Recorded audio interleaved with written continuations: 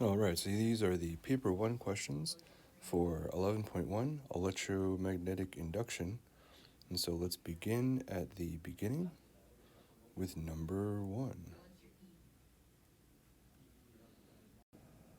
All right, first question shows the variation of flux in a coil that's against time. And then it wants to know what is the graph for EMF across the coil as a function, looking at the flux graph. So we do know Faraday's law. So we know that the EMF is negative N times the change in the flux per unit time. So if basically taking a look at that, the change in the flux over the change in the time, you should recognize that as the slope of this flux time graph. So basically the EMF is the slope of the flux versus time times a negative constant. The constant I don't really care about, but the negative I do care about. So it's really EMF is negative the slope of flux versus time. So at the very beginning, the slope, we can tell at the beginning of the graph that the slope there is 0. So my EMF graph should also start at 0. That eliminates C and D. But then continuing along the curve, and so I have negative slope there. But keep in mind that the EMF is negative the slope. So if I have negative slope here, negative of that is positive. So I want a positive value on the EMF graph. And that gets us that graph A. We'll also tell you a little calculus trick. So the original graph is a cosine curve because phi is BA cosine theta. And EMF is how the flux changes with time. That change with respect to time, we call that the first derivative with respect to time. So Faraday's law really says that the EMF is negative N times d phi dt, the first derivative of flux with respect to time. Now the derivative of cosine, so the first derivative of cosine is negative sine. And I was like, well, if it's negative sine, then why is the answer not B? B would be a sine curve, B would be a negative sine curve. And again, we have to remember that because of Lenz's law, that EMF is negative the first derivative of phi against time. So it's like negative sine, which is positive sine, which is choice A. Okay, number 2. Okay, so I tried to draw this right hand with seemingly broken thumb, but this problem is going to use the right hand rule.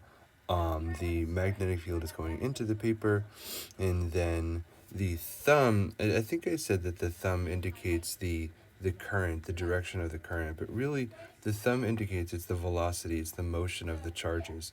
And in this particular case, the charges are in this bar, which is not actually connected to any potential difference source, so we're not actually getting any current flow, in its getting any charge flow currently. But the charges are moving because the wire itself is moving. And so that wire, that conducting bar, is moving downward on the page. So that downward motion is the actual motion of the charges, which would represent the thumb within the right hand rule. So the charge motion is down, the magnetic field is into the page or into the paper, and so the force on the charges would be coming out of your palm. So in other words, the force would be to the right. So from the perspective of this drawing, the force on positive charges is to the right. So positive charges, there would be an acceleration of positive charges toward the right. Now notice it's asking about the density of electrons. So if the force on positive charges is to the right, electrons with the opposite charge, that force on the negative charges would be to the left.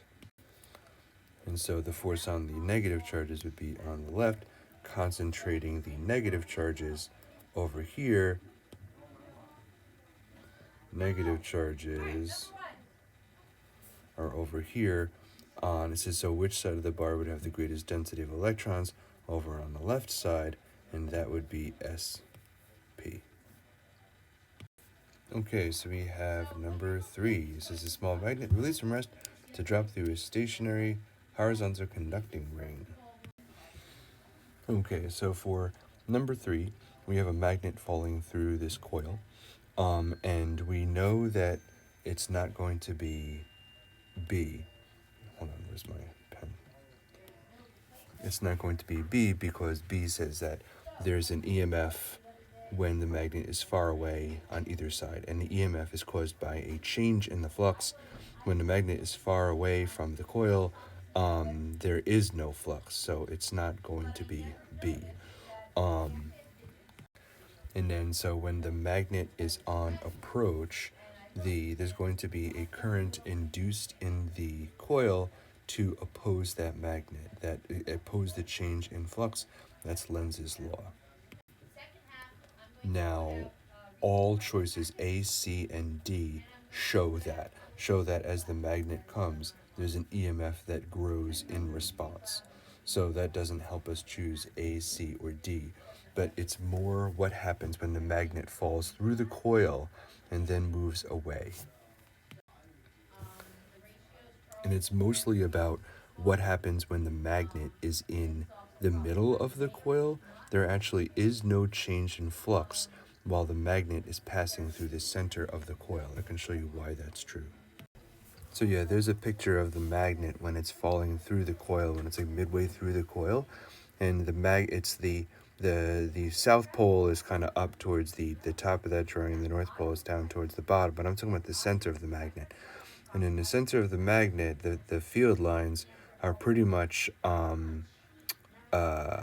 just straight. There's really no change in flux there. It is, as the magnet falls through in the middle, there really is no change in the flux, change in the field strength.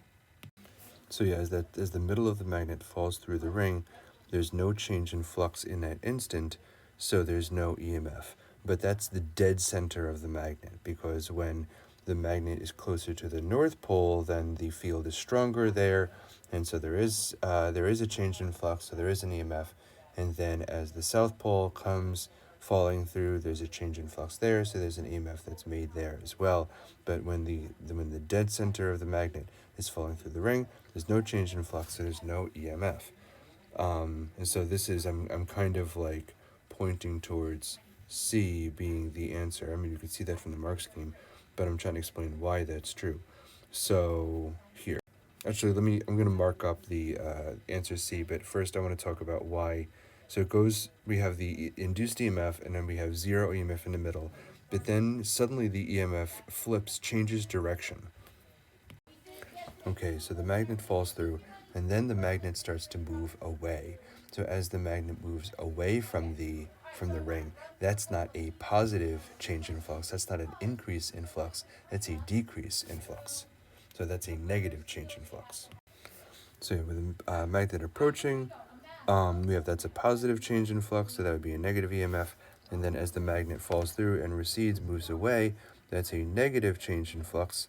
That's a decrease in the flux, and so that would be a positive EMF that's made.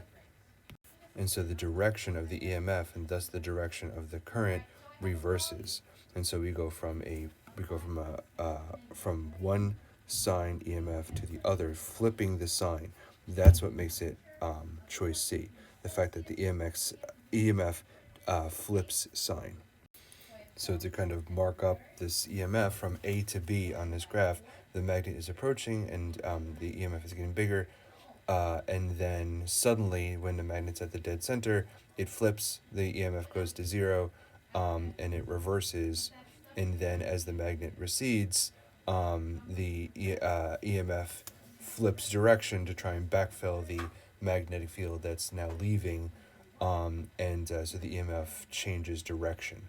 Now, the fact that what kind of bugs me about this answer, and we were kind of discussing it, the fact that EMF is negative, the change in flux, I would assume that for an increasing flux when the magnet's on approach, I would call that an increase in the flux. That would be a positive change. And so if EMF is negative that, then this graph, in my mind, the answer to this would not be C, but we're going to draw here. Let's see.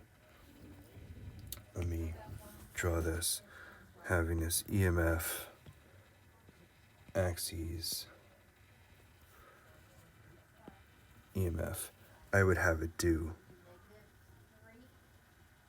this, negative then positive, not positive then negative. But honestly, what you're really calling positive and negative in terms of a current direction is kind of arbitrary, I guess. But the important thing here is that there is a change in the EMF right in the middle. Choice A does show that an EMF is induced, but just has it as positive for the entire time, and that's not going to happen. And then choice D shows like positive, then negative, then positive again, which really just doesn't make sense. So this winds up being choice C. Okay, we have number 4. All right, I need to make one change here. Okay, there. So, EMF is negative, change in flux over time. That's Faraday's law with Lenz's law. And flux is BA cosine theta, and it says that the ring is perpendicular to the field. So that means that the area pointing vector of the, of the area is parallel to the field. So the angle between them is 0, so cosine of 0 is 1. So the flux in this case will just be BA. And so the field strength is 5 millitesla, and the area is 2 centimeters squared, which is 2, that's 2 centimeters squared is 2 times 10 to the negative 4 meters squared. And if we're working with Tesla, we're going to need to be in meters squared, not centimeters squared. So when you figure out the flux, that flux is 10 times 10 to the negative 7 Webers. And then, so then it says that the direction of the magnetic field is reversed. So we're going from flux in one direction of 10 times 10 to the negative 7 Webers, and then they are reversing the magnetic field strength. So not just canceling the magnetic field, but then reversing it, sending it in the other direction. So the change in flux is actually going to be double the current flux. So that means that our change in flux is 20 times 10 to the negative 7 Webers. So that change in flux being 20 times 10 to the negative 7 Webers divided by 4. 20 divided by 4 is 5. And so that's 5 times 10 to the negative 7 Webers, or 0.5 millivolts. Microvolts, sorry. And, oh, wait a second. Oh, not Webers. The EMF is, sorry, the flux is in Webers, but Webers per second is volts. My bad. There, fixed it. So yeah, the EMF is negative 5 times 10 to the negative 7 volts, which is the same as 0.5 times 10 to the negative 6 volts, or 0.5 microvolts. Choice D. So there's that. And then the actual answer is over here. We can see it's D. And so now let's take a look at choice 5. The conservation of which quantity explains is Lenz's law. It's conservation of energy. We talked about that. That the Lenz's law the current induced will oppose the change in flux, so that instead of a reinforcing field that gets infinitely stronger, violating conservation of energy, we get a field that gets weaker, that loses energy, that sheds energy to heat over time, and that has everything to do with conservation of energy. So that's conservation of energy. Also, conservation of magnetic field is not a thing. And conservation of mass goes hand in glove with conservation of energy by E equals mc squared, but that doesn't really make sense in this context. And it's not conservation of charge. It's conservation of energy. All right, let's take a look at number 6. Why did it format it this way? So yeah, 6 is actually split across 2 pages, and we'll come back to this. Okay, so we have a magnet that's oscillating on a spring going into a solenoid, and as it goes in, towards and away from the solenoid, the EMF is going to respond in kind, and the EMF is going to be sinusoidal because the magnet that's oscillating near the coil is also following a simple harmonic pattern. And then it says the spring is replaced with one that allows the magnet to oscillate with a higher frequency. What's the new graph? So if we have a higher frequency, this frequency goes up, the period goes down. So one cycle is going to complete in less than t. So not one cycle in period t, but it's going to be less than t. So then that right there eliminates choices B and C. So it's either D, where we have less than the cycle is less than t, the frequency is increasing, so the period is decreasing, or is it A, which shows the same frequency but with a higher amplitude than the original? And the answer is actually A, that the amplitude will increase. But the reason why that's true is because of the way Faraday's law works with the EMF. I just realized that I might have been writing Faraday's law without the N in front. The N is important, the number of coils is important, but I feel like the whole negative change in flux per unit time is a more important piece of that law. But anyway, so by having a magnet with a higher frequency, I should say the spring has a higher frequency, causing the magnet to oscillate with a higher frequency. The magnet doesn't itself have a frequency. I think you know what I mean. So if you have a higher frequency spring, then you're going to have a greater change in flux per unit time. And if you have a greater change in flux, then that means you're going to have a greater EMF. So the EMF, where it was V naught and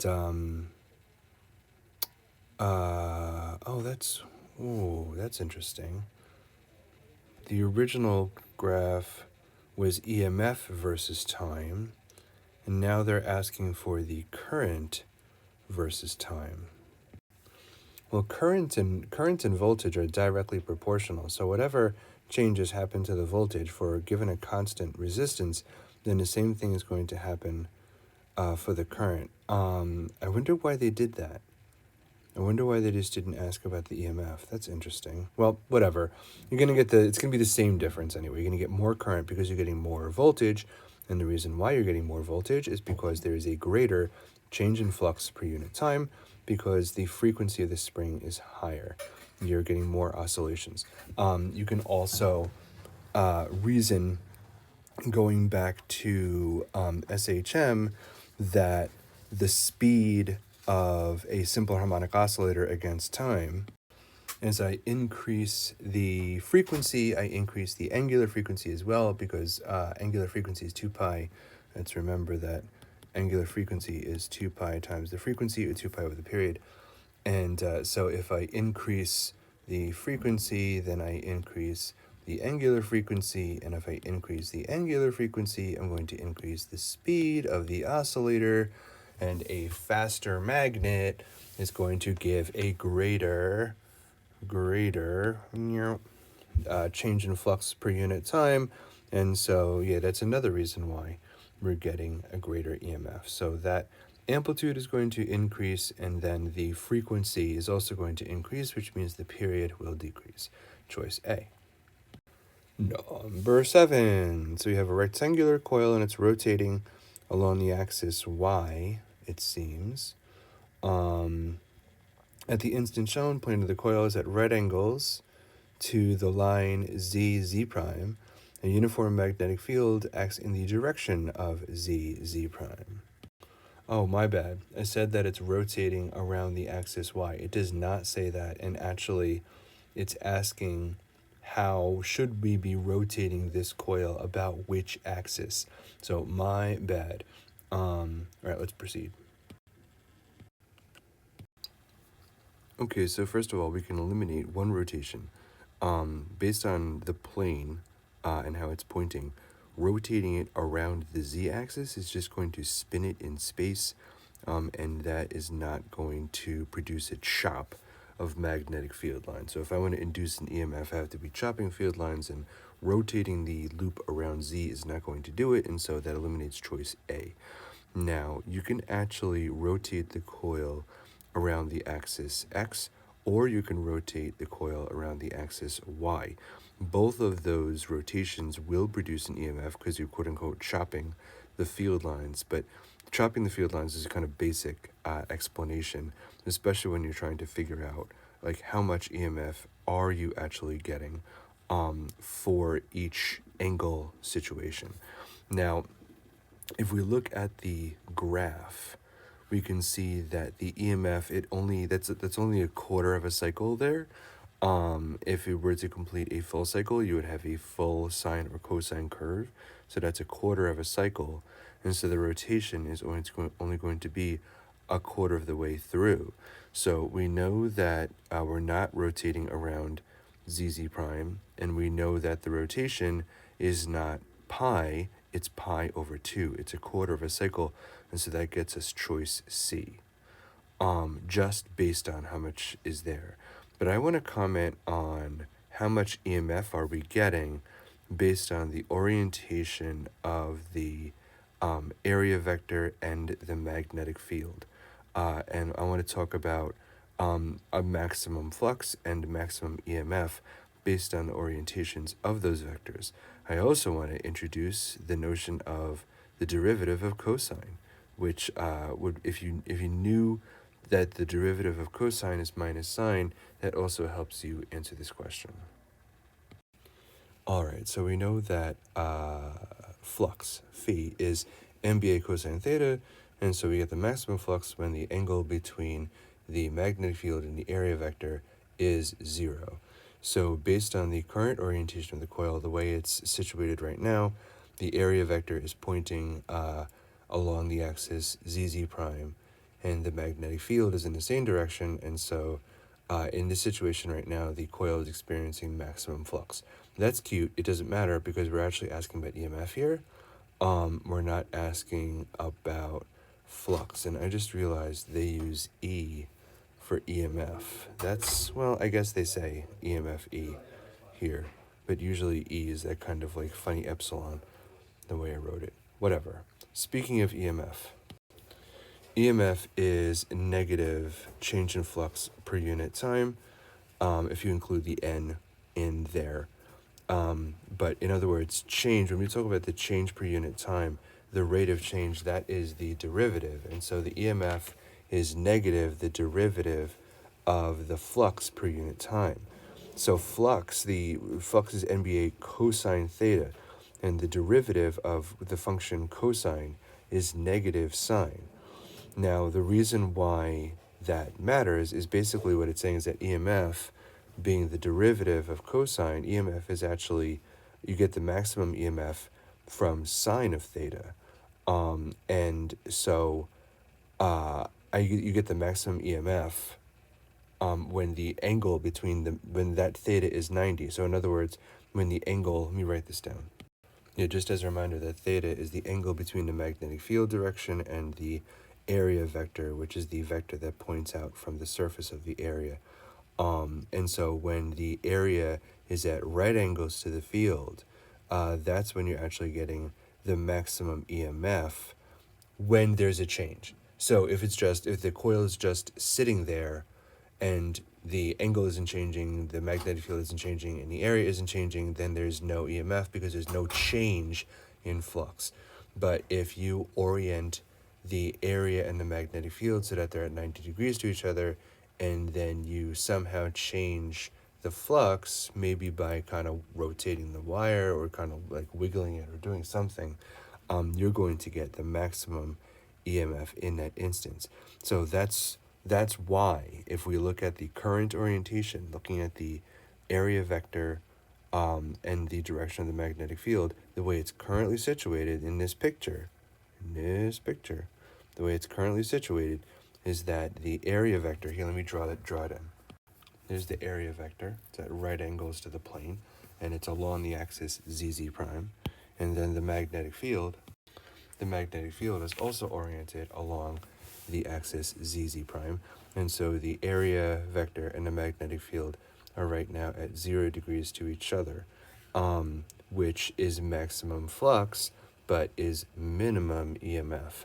And so that's why as soon as, I don't care if I'm going to start rotating this coil around axis X or around axis Y, as it stands right now in the beginning at time 0, the EMF is 0. That's why this graph over here on the right, that's why it's starting at 0, because the current orientation of the coil is 0 degrees relative to the field, which, while that gives me maximum flux, it gives me minimum EMF. But then as that angle changes, the EMF grows. All right, another comment about the fact that the EMF is positive. Notice that this starts at 0 and we have a positive and growing EMF. And so it's kind of like, what's up with that when the EMF formula is actually negative? That's the whole point of like Lenz's law.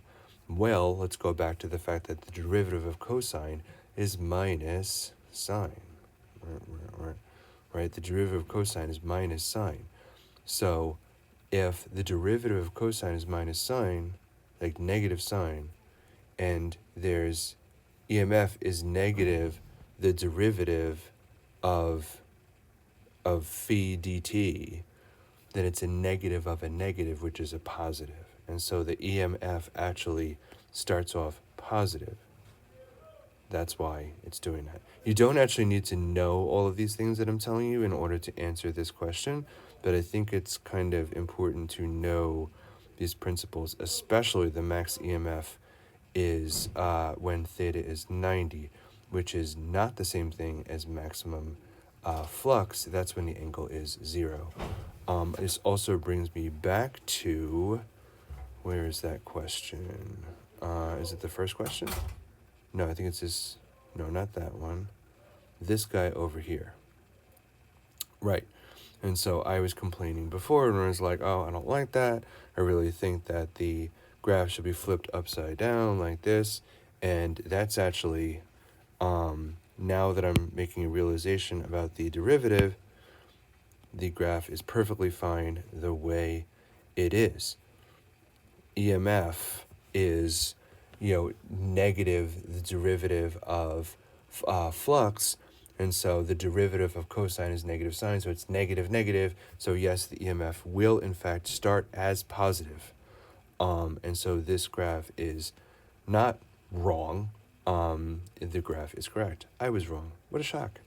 And so yeah, I just wanted to kind of point that out and correct my error. It may be a small semantic error, maybe not that big a deal, but I don't, if I say wrong physics, I don't want to just kind of like let it go. So anyway, so that was number 7, and let's now take a look at number 8. Oh, that's the end of 0 period. All right, so we'll take a look at 8. Come back to this later. Okay, so number 8, we have 2 coils, and there's a current in Y, and then X, which does not have a current in it. And currently, X is moved back and forth relative to Y. So first of all, and it says what if there's going to be a current induced in X, and then it says what's the direction of that current going to be. So first, let's take a look at Y, and due to its current, what its magnetic field is going to be. So here's another example of a badly drawn right hand that's curling over, and the thumb is the magnetic field. So that's representing the current in Y. And so based on the current in the coil Y, here's a magnetic field from that coil Y that's going to put a north pole pointing to the left. And so there's the magnetic field from Y. And so we can pretty much treat that coil Y as if it were a bar magnet. And even though X is the coil that's moving, it doesn't matter whether like the magnetic field moves or if the coil with the induced current moves as long as there's relative motion. So first it says that the coil X moves towards coil Y. And so if that's the case, because of Lenz's law, Lenz's law, the EMF that's induced in X is going to make a current directional inlet loop such that the induced magnetic field from that current will oppose a growing flux density or a weakening flux density. So pretty much if the coils are approaching, so when the coils are approaching each other, that means the magnetic field, the flux density is increasing. So the induced magnetic field will try to oppose that increasing flux. So when they're approaching, the magnetic field from X points to the right. It's going to oppose it.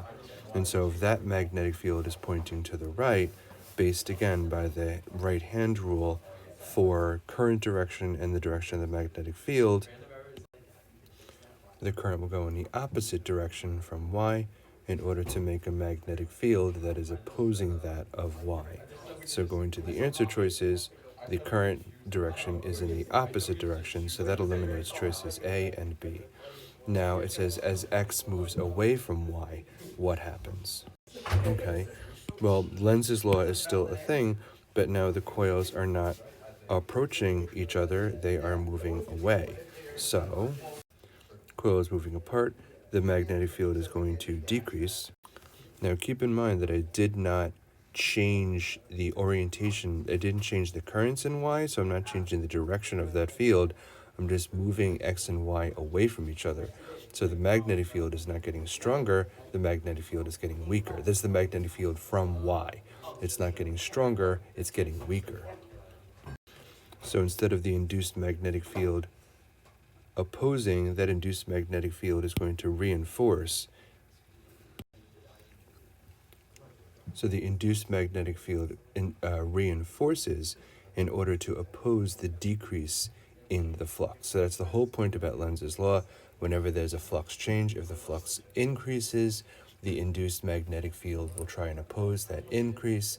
If the flux decreases, the induced magnetic field will try to oppose that decrease. So it's always trying to balance out.